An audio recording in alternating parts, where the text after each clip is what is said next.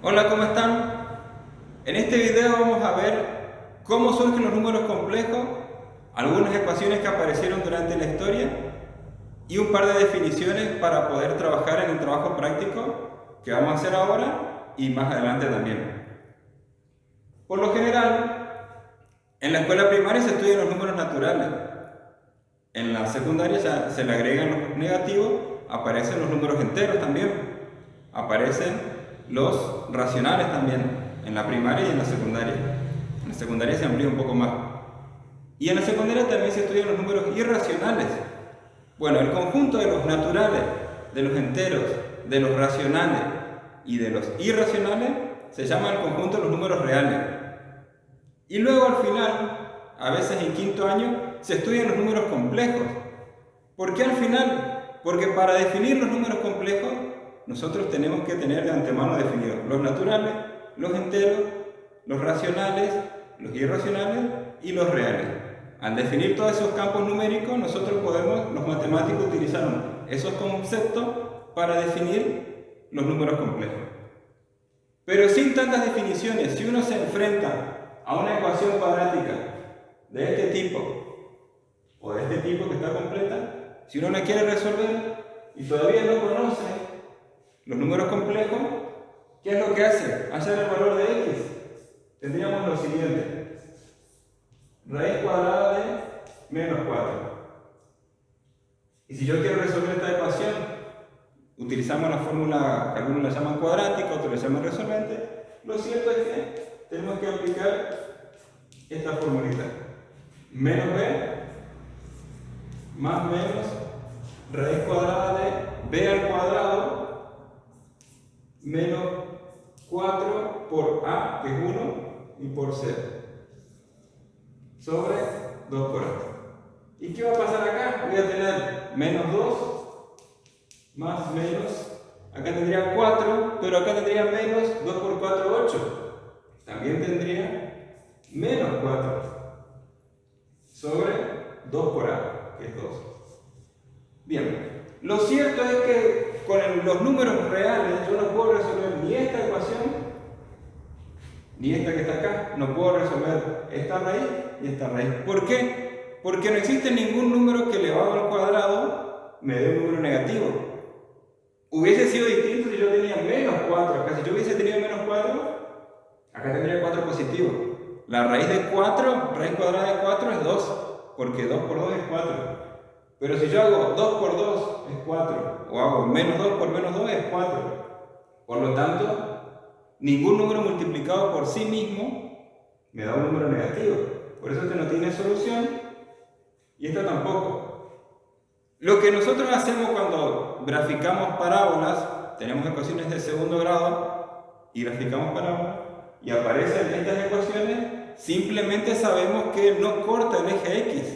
Quiere decir, si este es el eje X, supongamos, este es el eje X, si aparecen estas ecuaciones, nos dice que la parábola va a tener o los brazos para arriba, los brazos, las ramas, no corta el eje X, sino para abajo, pero nunca tocaría el eje X. Esa información nos estaría dando estas ecuaciones. Vamos a ver algunas ecuaciones que aparecieron en la historia de la matemática, donde aparecen los números imaginarios, que así los llamaban antes. Bien, continuamos. Solo voy a citar dos ejemplos que aparecen en la historia de la matemática, donde ya se empiezan a trabajar con estos números complejos. En ese momento, tanto en el año 1500 como en el año 1700, no se los llamaba complejo todavía. Posteriormente reciben el nombre de números imaginarios. Por lo pronto, tanto Tartaglia como Del Ferro encuentran soluciones a este tipo de ecuaciones, ecuaciones cúbicas. Encuentran soluciones algebraicas de cómo resolver esta ecuación. Yo no la escribí acá porque es muy larga la solución. Simplemente voy a nombrar que Cardano se da cuenta que se puede escribir un número entero positivo como suma de estas dos raíces, pero no entiende por qué. Él le pregunta a Tartaglia, que fue el que encontró la solución a esas ecuaciones. Tartaglia no le responde. El que intentó responder y le dio una respuesta propuesta fue de Rafael Bombelli, alrededor del año 1572. Él deduce y llega a esta conclusión. Dice que sumando estas dos raíces se llega a ese número entero positivo, con la suma de estas dos raíces cúbicas. Yo les digo como tarea para ustedes que sumen estas expresiones y que lleguen a ese número entero y me digan qué número entero es un número entero positivo. Como tarea.